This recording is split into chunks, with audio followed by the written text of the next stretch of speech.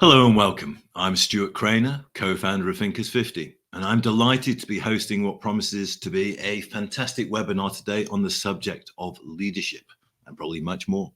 Many thanks for joining us. As always, please let us know where you are today and send in your observations, queries, and questions at any time during the discussion. We have two wonderful guests, so the debate promises to be rich and fruitful. We're joined by the recipient of the Thinkers50 Leadership Award in 2023, Kirstin Ferguson. Kirstin began her career as an officer in the Australian Air Force. She went on to become a lawyer and CEO of a successful global business. In 2017, she created the Celebrating Women campaign, which led to spin-off campaigns around the world. In 2018, Kirstin was appointed acting chair and then deputy chair of the Australian Broadcasting Corporation. She is an adjunct professor at the QUT Business School and is the author of the award-winning book Head and Heart, The Art of Modern Leadership, which featured on the 2023 Thinkers50 list of the best books of the year. I'm delighted that, along with Kirstin, we have an equally interesting guest to join the conversation, and he is Stephen Bailey. Stephen is the co-founder and CEO of Exec Online, which provides B2B leadership development solutions through its partnerships with top business schools. Prior to Exec Online, Stephen was the CEO of the Frontier Strategy Group, which he grew from an early stage startup to a company that served nearly half the Fortune 500. Previously, Stephen was an associate in the venture capital and private equity group of WilmerHale. Thinkers50 is delighted to have Exec Online as a partner for our Leadership Award. And we're also partnering with Exec Online in developing some brilliant programs along with some of the leading names in the Thinkers50 community.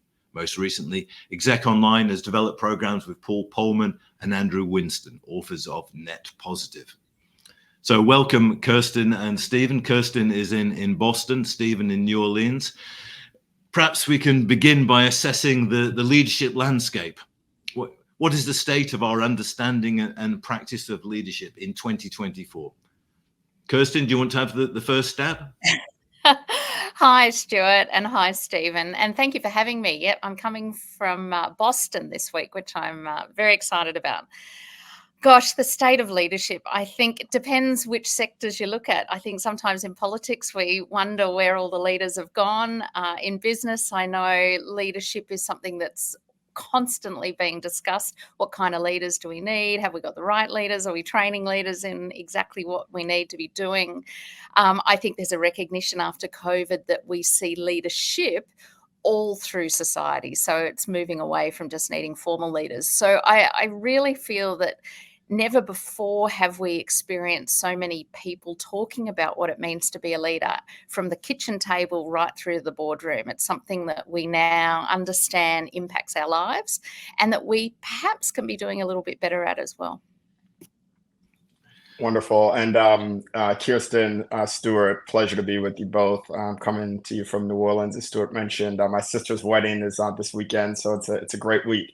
As we think about leadership, I couldn't agree more with Kirstin. I think it's a key moment. I think that leadership is being, sort of what we think of as a leader is being reconsidered in a variety of different fora, from government to business to just how we think about personal leadership and how we lead our own lives. And I think COVID has played a big role in that. I think the leader as a kind of top-down force that sets strategy and sort of leads through kind of top-down leadership is changing. I think there is still an open question around what the future of leadership fully looks like, both in terms of how leadership is delivered. Is it in person? Is it hybrid? Is it online and sort of fora like this? And also, what are the characteristics that make a leader sort of future ready for the challenges that we're facing? And I think, to sort of add to Kirstin's point, it's one of the reasons why we think we're at this critical moment of what we call a learning economy, where increasingly what will define leadership is the ability to learn faster than the pace of change as a leader, and also build that capability amongst your team so that you're staying ahead of the curve in a fast changing environment. And I love that, Stephen. And Stuart, if it's okay to just jump in and riff a bit off what Stephen just said, because it's music to my ears. You jump in, Kirstin. I'm really happy for anybody to jump in. You know, I'm not going to hold back if I've got a thought, but that ability and willingness to learn requires leaders. And when I'm talking about leaders, it's capital L leaders and little l leaders as well, because we all lead through the words we use, the choices we make, the behaviors we role model. But that need to learn requires us to accept we don't know everything. And so it requires a real intellectual humility on the part of leaders, which I don't think we've always seen, particularly in a command and control environment where, if you think only as recently as sort of pre-COVID, where there was a sense that those leaders at the top of the org chart really had to have the answers, had to know how they were going to do things and have a ready response when they were asked. Sometimes those leaders thought that it was a weakness to say, actually, I've got a lot to learn. I don't know the answers to this. And I think that is key for me about a real missing ingredient that we need every leader to accept, is that they need to learn. And so, Stephen, what you're saying makes complete sense. And the more we can be doing to encourage leaders to understand that lifelong learning and saying, I don't know, is actually something that's going to build trust and build competence, as opposed to the opposite. Yeah, I think that's just a great point, particularly this question of leadership identity. And, what it means to show up as a leader. Do you need to show up with all the answers? Is it okay to say, I'm showing up and we're going to figure out the answers together, and we're going to get some things right and we're going to get some things wrong, but we're going to learn as we do it?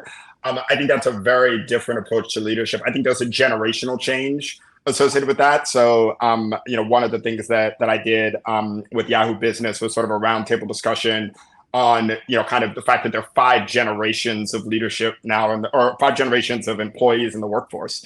And you could argue that, many of all 5 of those are in different positions of leadership in different organizations. And so that generational change and what it means to show up as a leader and how you think about power becomes a really important ingredient to some of the things that we're seeing evolve in real time in front of us. Let's talk. We're going to let Stuart jump in, otherwise Stephen and Let's I'll keep going. Keep us on track, Stuart. Keep us on track. Let's talk about your leadership experiences. Because Kirstin, I know you joined the Air Force age 17, so you must have been exposed to it was only 10 years ago that you did that, and you've done a lot in those intervening 10 years. But you joined age 17 into the Air Force. Your first leadership experiences must have been very, very different from what you were talking about and Stephen's talking about now. Absolutely. And, that was 33 years ago, but very kind of you to imagine it was 10. It was certainly command and control, and for good reason. In the military, it has a very different cultural environment about how we were learning to lead at that time. But I must say it's very different to that now. And I think if you'd gone back in the mid-90s or early 90s to a lot of organisations, it would have been similar. A real command and control. Leaders need to know the answers. You do what I say, and we'll all move in my vision. We'll create a vision for the organisation that I have written. Over those 30 years, it's changed for the better, in my opinion. And, Stephen mentioned the generational change. To me, it's not so much a matter of age, although I'm sure if a study was done, there may be more older workers who find it harder to change. But I think it's all about mindset. And there's certainly plenty of Gen X, baby boomers that understand, in fact, in this workforce right now, there's so much I need to learn about AI, about ways of working that, in fact, I feel like I know less than I've ever known. So it's a mindset that, that we can all adapt, which is around appreciating that our leadership doesn't depend on authority and control. It depends on being able to build connection with others and being able to influence others in a positive way, and recognizing that every impact we have is an opportunity. And I think that comes by understanding we just don't know everything. Knowing our limitations is key. I think that's right. And I want to emphasize one word you mentioned, Kirstin, above all else, mindset, because I think that it is more of a mindset question than an age question. I think that if you just think about humans generally, no matter what age you are, humans don't love change. And so to be in a world where, I often say to my team, we're having a, once every 100-year event every year, seemingly. And the level of pressure that puts on individuals and organizations to think about how you stay ahead of that change and adapt to that change is a true leadership challenge. It's little L leadership, it's big L leadership, and everything else in between. And I would just say personally, one of the things that I've seen in our organization is over the last few years, we've undergone a really exciting business model transformation.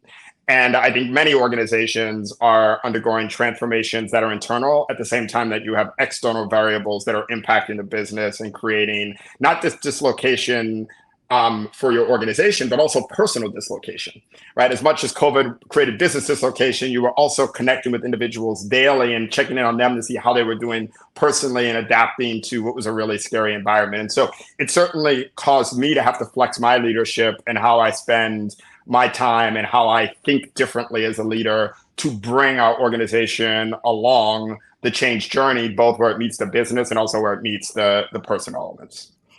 And Stephen, you've really captured something that I'm always talking to groups of leaders about. I'm here in Boston, going to be speaking to a couple of hundred CEOs from around the world tomorrow.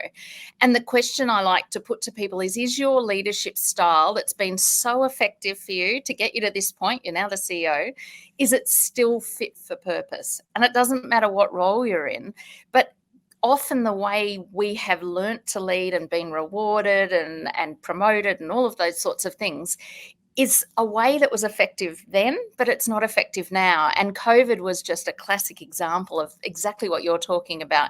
You were suddenly leading in a hybrid situation. And in fact, the way I've led isn't going to work this time. I can't just rely on seeing someone in the lunchroom or whatever. So we had to ask ourselves, well, clearly the way I'm leading isn't fit for purpose.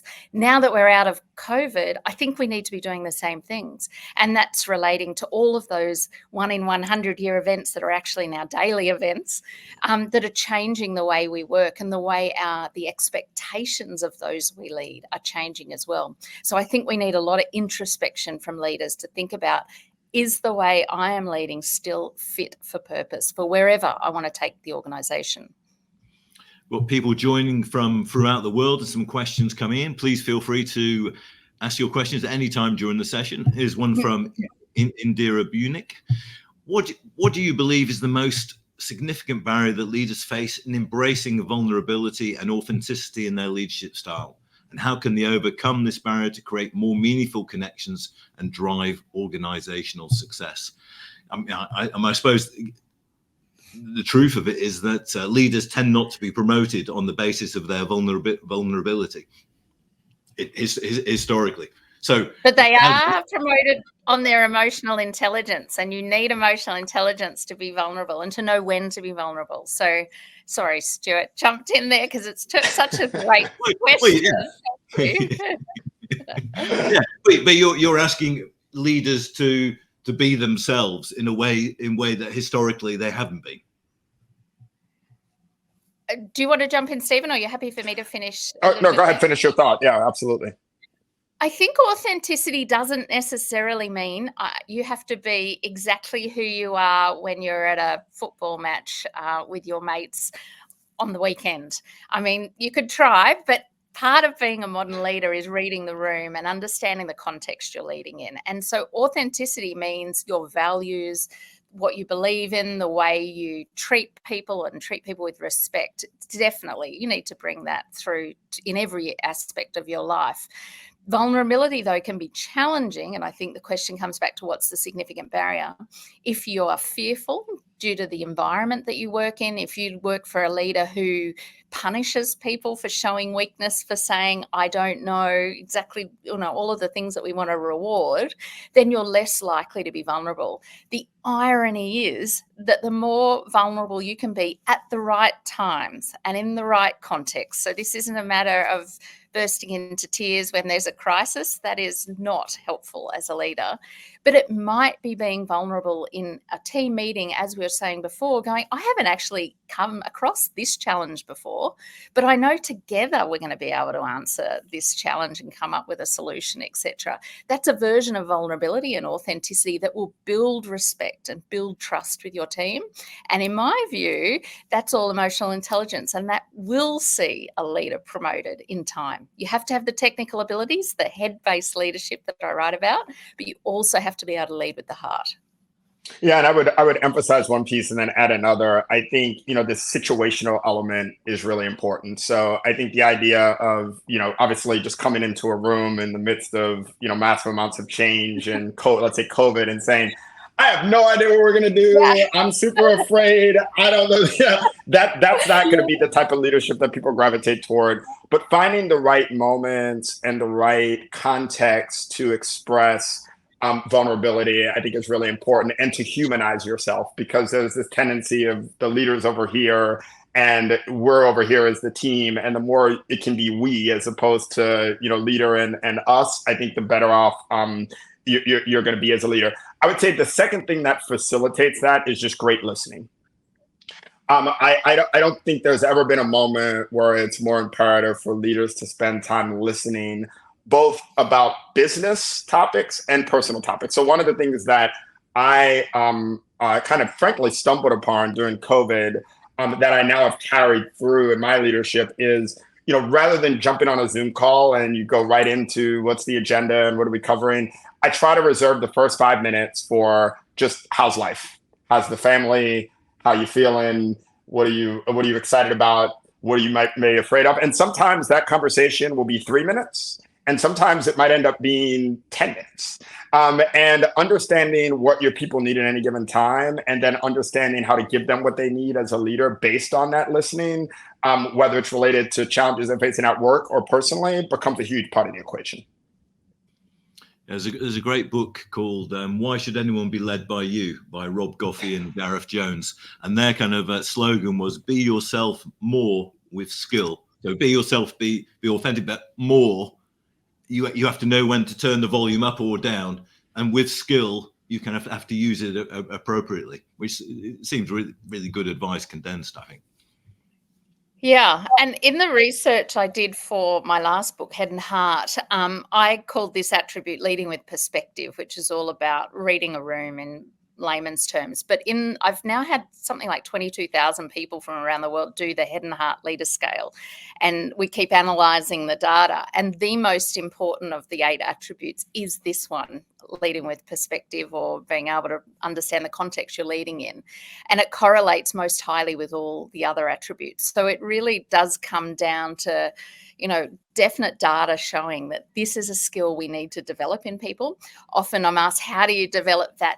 What feels for some of us an innate skill that you can kind of just judge the situation. I'd be fascinated to hear, Stephen, whether there's development tools you use at Exec Online to help read the room and lead in situations. But it's definitely something we should all be working on all the time. We know we can feel it when we don't read the room well. Yeah, that's right. That's absolutely. Yeah.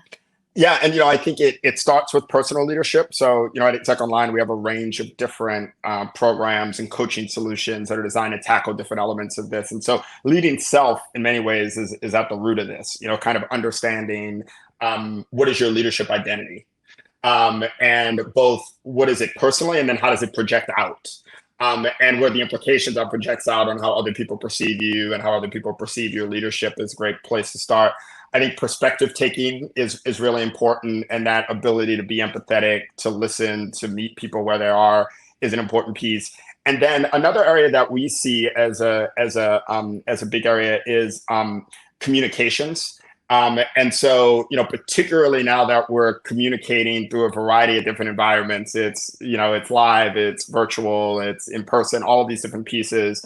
How do you make sure that your communication style conveys what you want to convey and brings people along with you? And then maybe the final thing I would throw out is this idea of leader as coach. That ultimately, we're in a world now where the more leaders are alongside their team members, coaching them in real time, working through problems, establishing that we don't all know everything, and then we're going to figure it out together. Those models tend to be really effective. And Stephen, you also talk of something called, I mean, you talked about leadership identity, which is really interesting, but you also talk about development equity, which I think is a really great idea. Can you talk a little bit about that and explain what you mean? Yeah, absolutely. So, as I mentioned earlier, we're in this learning economy, where it's more important than ever to learn fast in the pace of change, both as leaders and as individuals, as organizations. And if you think about the opportunity that creates, it creates an opportunity for individuals that maybe traditionally have not been identified as leaders when we had this one conception of leadership to accelerate their careers and have more access if they can learn fast in the pace of change, if they can adapt to a lot of these trends that Kirstin and I are identifying. The risk, however, is that if organizations are not providing access to development in an equitable way, that we can actually fall further behind. And instead of taking advantage of the opportunity to diversify and create more inclusive leadership pipelines, we actually lag further behind. And so think about development equity as effectively pay equity for development. How do we make sure that there's equitable access to development so that at this critical moment in time when leadership is being redefined, we can also redefine the face of leadership by providing the ability for new leaders to step forward and bring skills that are going to be really valuable for their organizations and obviously also transformative for them personally. Yeah, really interesting. It is really interesting, and it's so good to hear there's some work being done in this space, because I was shocked at a statistic or some data I used in my research, that the average number of years after someone first has formal leadership experience, could be as a supervisor, before they get formal leadership development training is 13 years. So there's this massive gap where all those mistakes are being made, bad habits are being learnt, people are just feeling as they go. And often, Stephen, I'd love to know your experience, that's because organisations have traditionally sensed, well, we only need to invest in the really senior leaders. All those other leaders, perhaps, we just want them focused on delivering and on the tools, whereas they are the leaders that have the biggest impact, well, often the biggest impact on a day-to-day level. And we really need to be giving leadership development to brand new graduates as soon as they arrive in an organisation, anticipating that they're going to be leaders in the future. That's spot on, Kirstin. And what I would say is, in a learning economy, continuous learning becomes really important. And so when we think about leadership development, two big trends in a learning economy. One is what you alluded to, democratization. So we have to go from just having a narrow range of leaders who have access to development to building broad-based leadership capability so that we can both execute against our business now and also so we can future-proof our business, because we're going to need broader leadership pipelines to ensure that we have the capabilities that are continuing to evolve on our bench in order to execute into the future. And then the second piece is continuous learning. So as you think about democratization, it's also important to start to think about leadership development, not just as a moment in time. You get a program or coach for a few weeks or a few months, and then you're good for the next several years. As soon as you've experienced learning, the world is changing. And so can you provide ongoing access to development? And when I mentioned the business model transformation that we've undergone over the last 2 to 3 years, it's really been about that. How do we move our entire model from episodic leadership development to continuous development that allows leaders and organizations to stay ahead of the pace of change? Let's take some comments and questions. Somebody said, leadership is not defined by age, but by mindset. It's about the willingness to learn, adapt, and lead with purpose and vision, regardless of one's years of experience. True leaders inspire others through their actions, values, and commitment to growth and excellence. I think we're all agreeing with that. 100%. Couldn't agree more. Did you write that, Kirstin?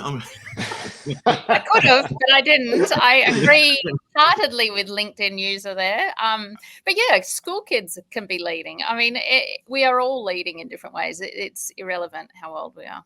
And in fact, Kirstin, I'd love to hear your thoughts on one thing, because one of the things we've seen is that, I think you alluded to it earlier, is that, leaders that are effective at galvanizing in this environment are really effective at identifying and focusing on purpose.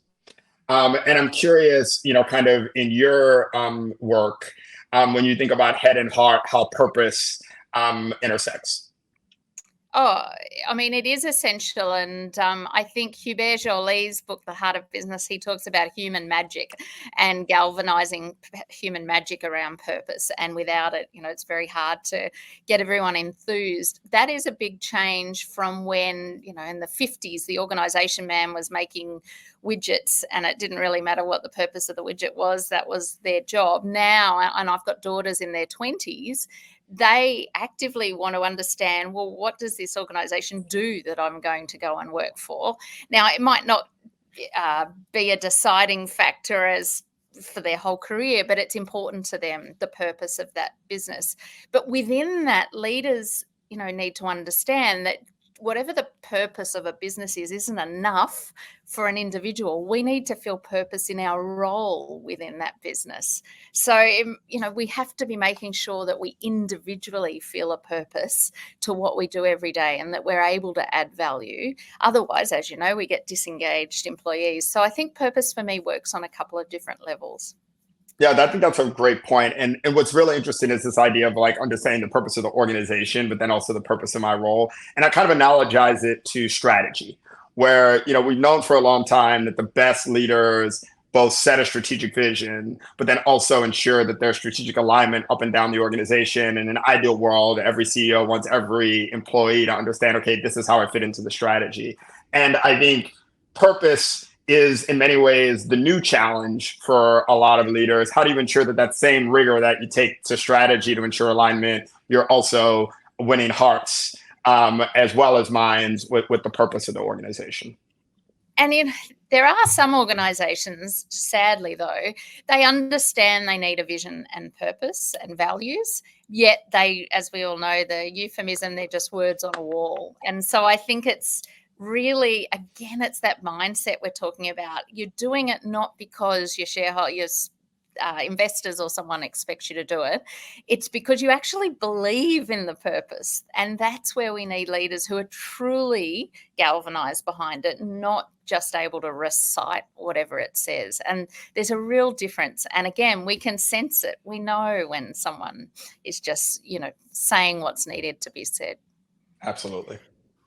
I think we've covered some of this, but let's get your specific responses to it. Sandra Poirier-Smith says, what are the specific traits we can identify in future leaders that will be the kind of leaders who can adapt, learn, and be the right people to develop, especially ones who may not be in the traditional path? Where to start? If I had to pick one, and okay, this is a challenge, Stephen. We have to pick one. Okay, one. I like it. Up in the bar. Yeah. Otherwise, we could be here all day. I'm going to go with one, and because I believe with it, everything changes. This idea of humility, intellectual humility, in particular. Took mine. I'll come up with another one while you're talking. Don't worry. Yeah, you're going to come up with another one. I genuinely believe that is the next frontier. And you think of the leaders, just imagine in your mind those leaders who really drive you up the wall and generally, think they're the smartest person in the room. They have all the answers, yet obviously they don't.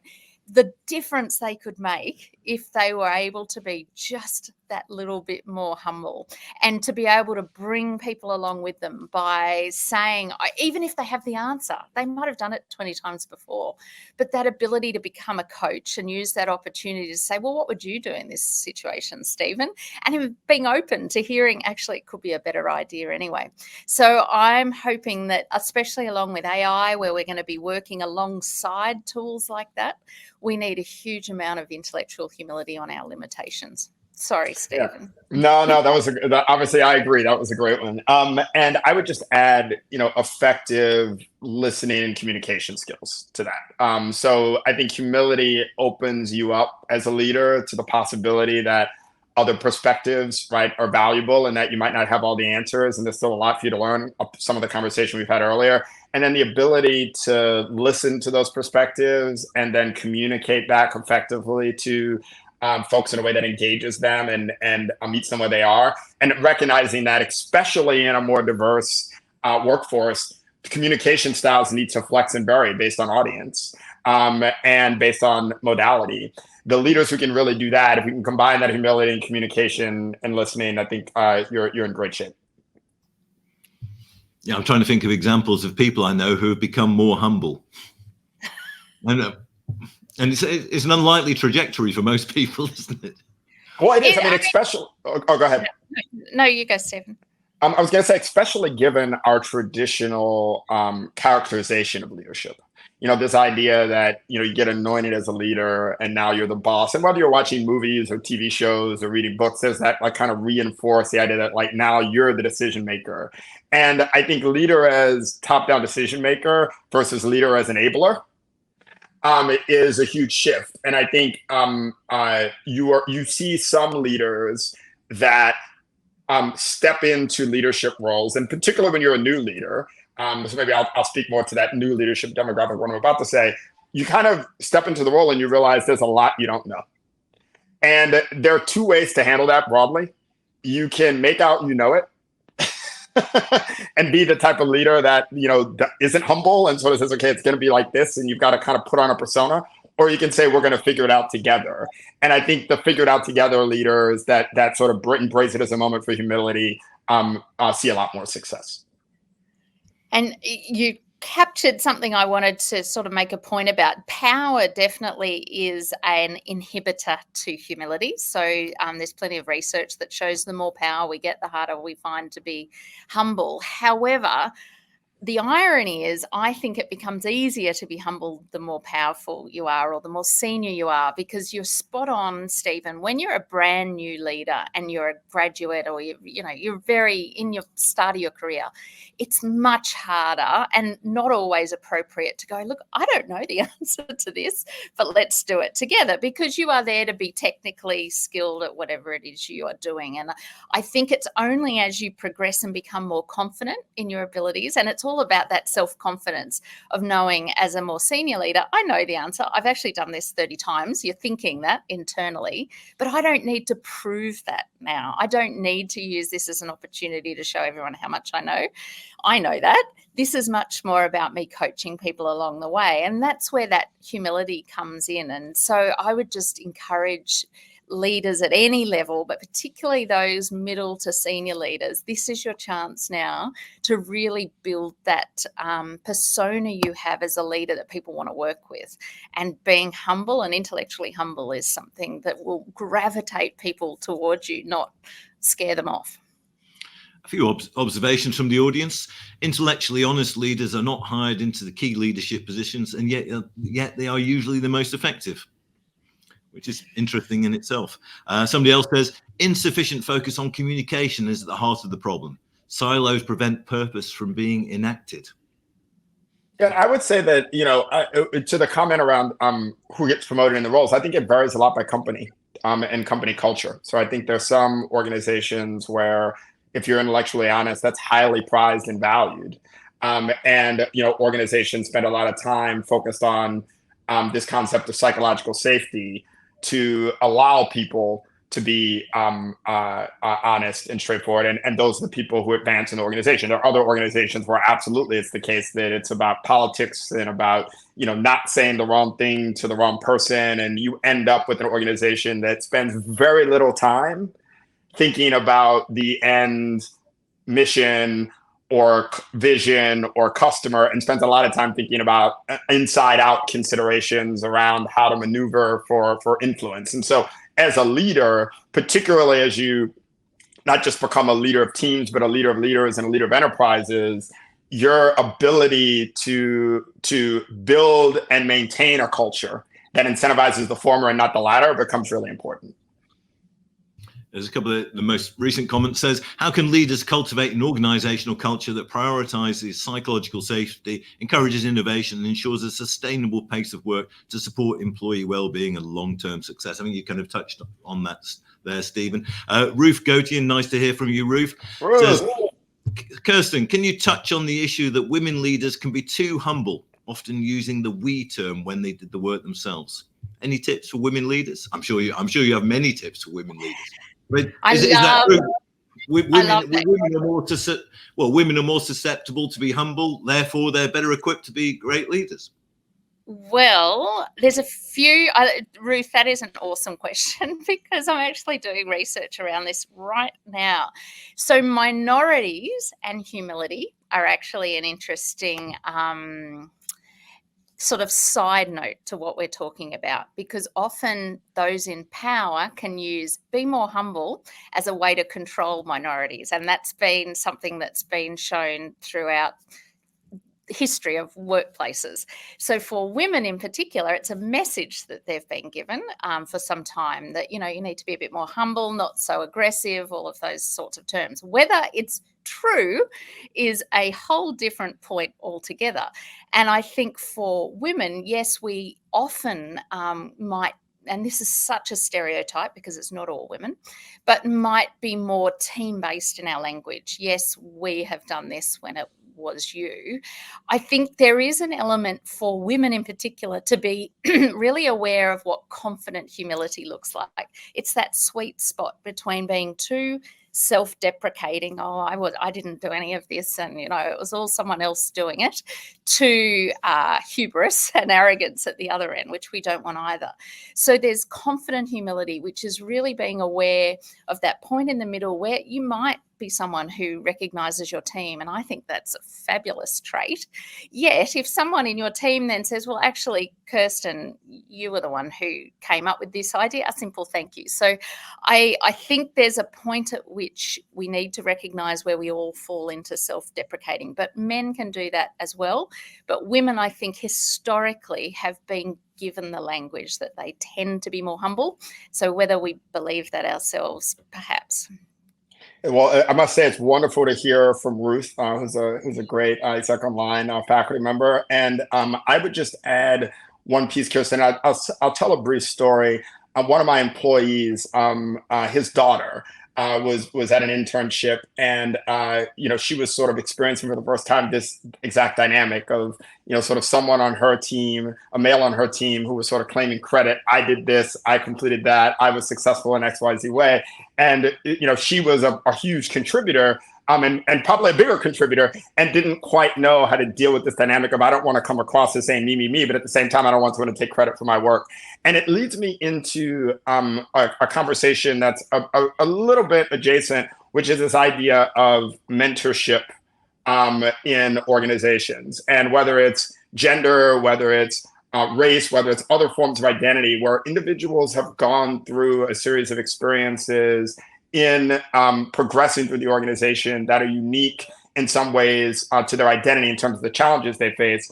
And one of the things we see is that when you think about mentorship, when you think about sponsorship, finding individuals that have been on that path before becomes really important, because I can mentor a young woman, but she's going to have experienced different things than I have. And so me giving her the advice that worked perfectly for me might not work for her.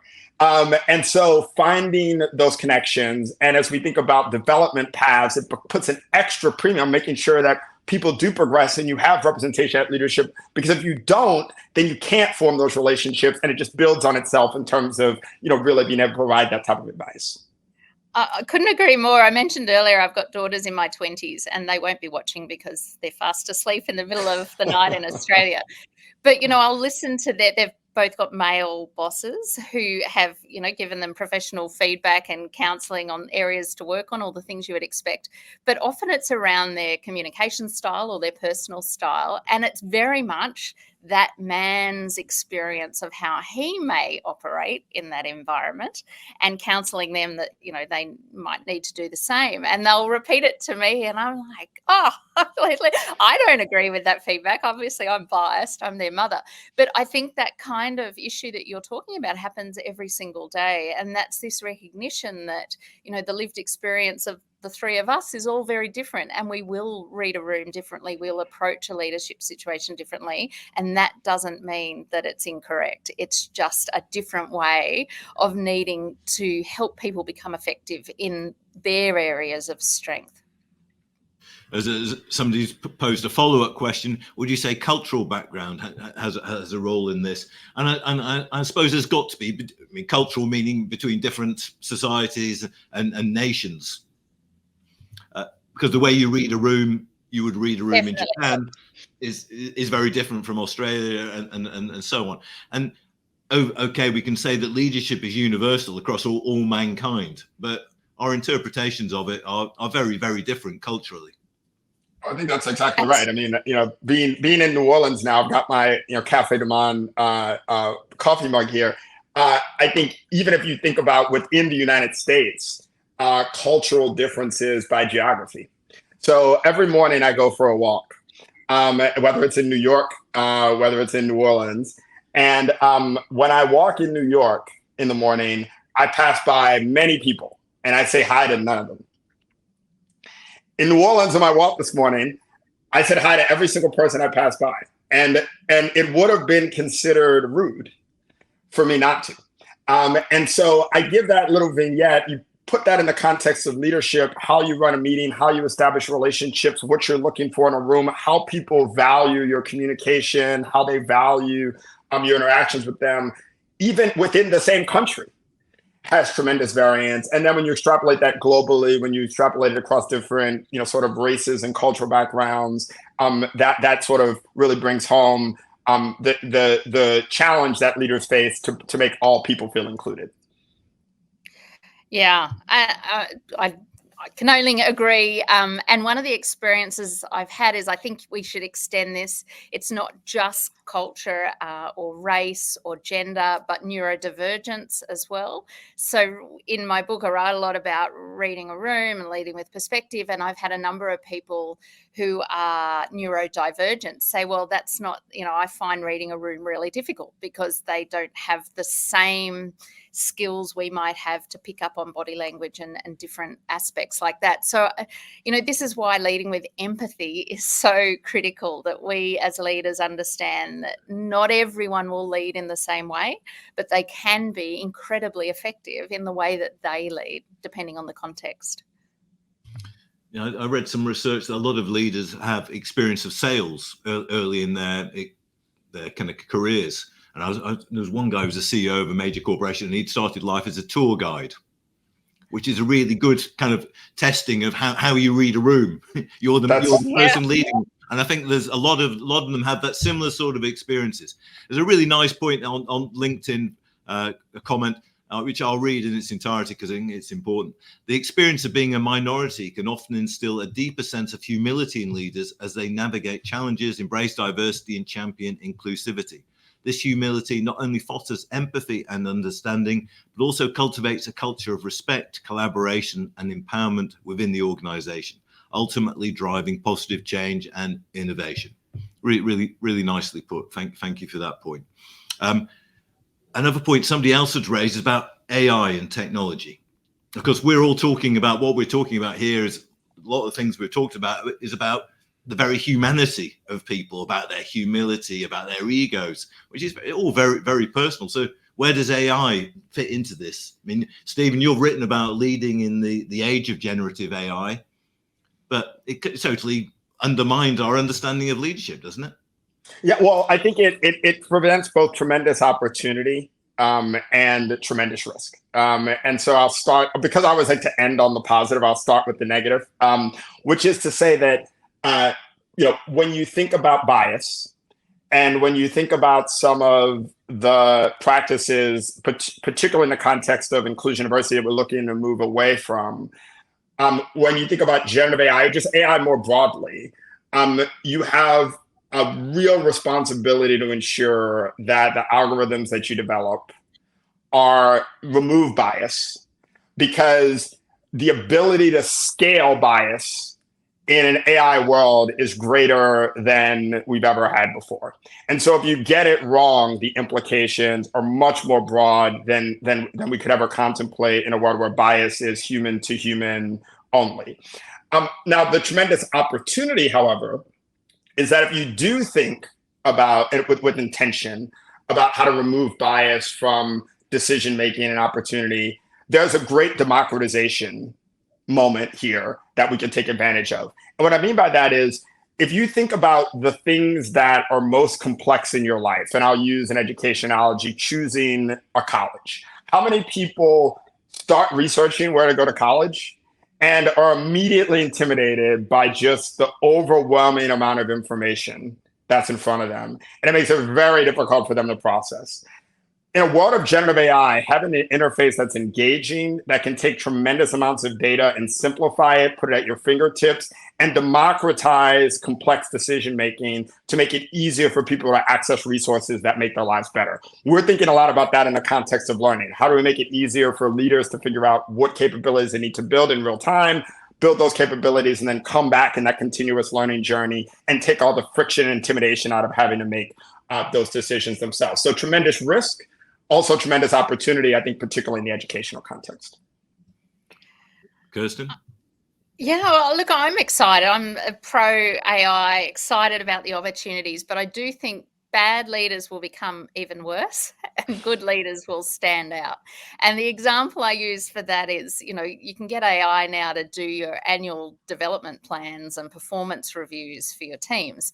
Really bad, lazy leaders will ask AI to do it, flick it off to Stephen and go, there you go, Stephen, there's your annual review. And it'll be obvious to Stephen that I haven't written it at all and it's just wrote whatever. Really good leaders will use that tool to save time because it'll start pre-populating things, but then they're obviously going to add in their own finesse and go and sit with you, Stephen, and rather than spending all the time on preparing the document, they can use it to coach and to work with you. So I think AI is really exciting and it's an opportunity for all of us to work alongside a tool that's obviously brand new and will save us from doing things that leaders waste time on now and allow us to really be doing the human things that AI is never going to replace. But we're going to have an awful lot of terrible leaders who are hopefully going to be found out pretty early on, but are going to use it as a way to be lazier, frankly, as the kind of leader we need. People can check out, we've just published at Thinkers50, we've just published a report with Capgemini called Management GPT, which is about the involvement of AI as a co-thinker rather than a co-pilot with managers. So it's an interesting, it's a revolution, isn't it? It's absolutely a revolution.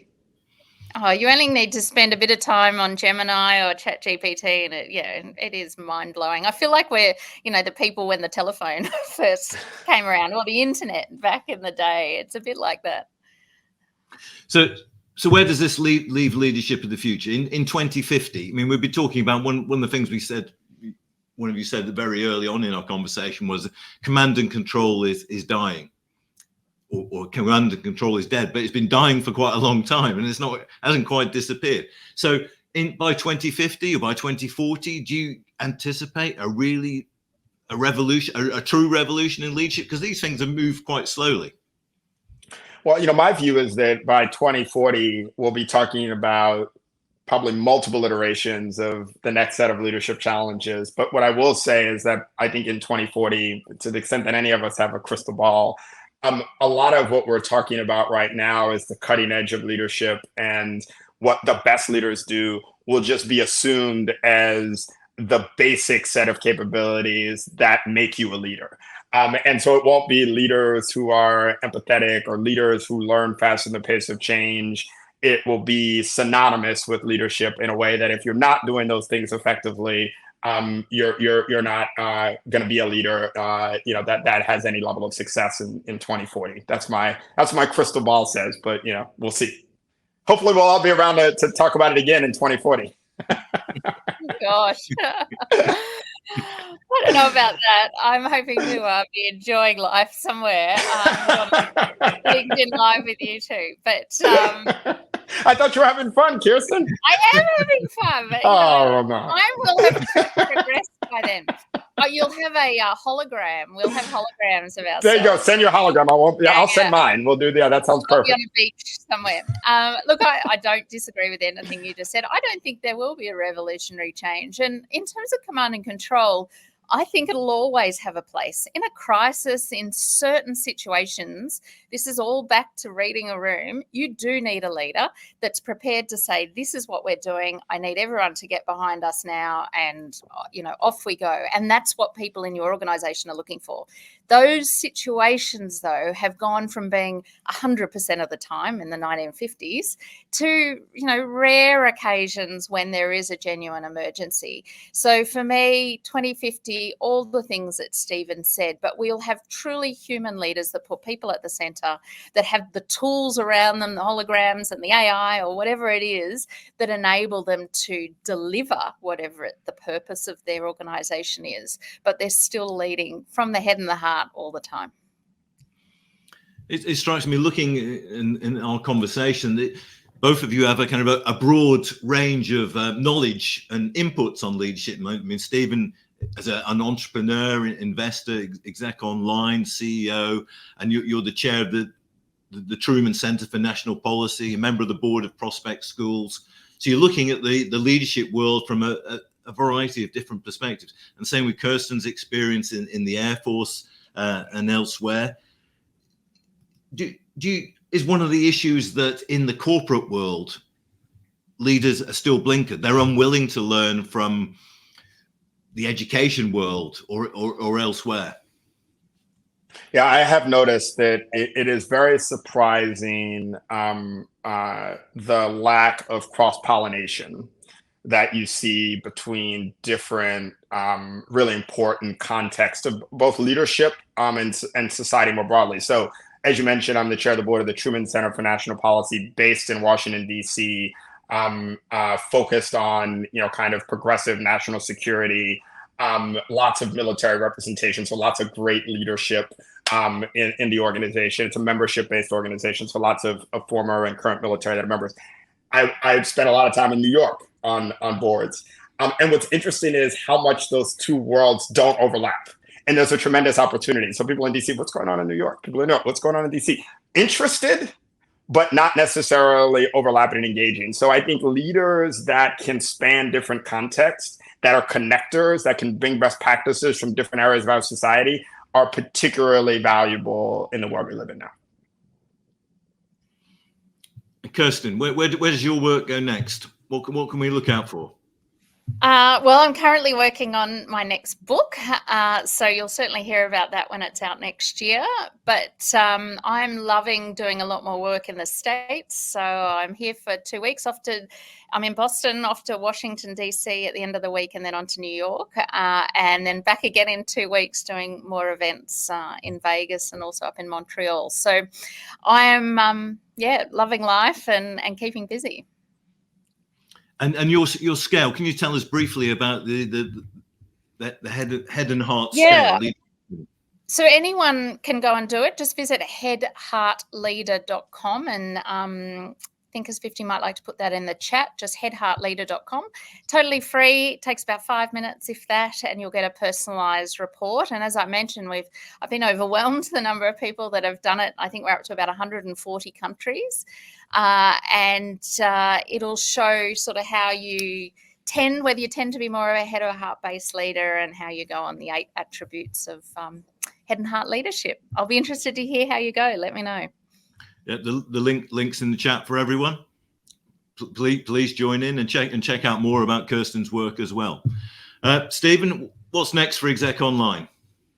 What's next for Exec Online is, as I mentioned earlier, we're really excited about what we've done over the past few years to completely shift our business model to a continuous learning model.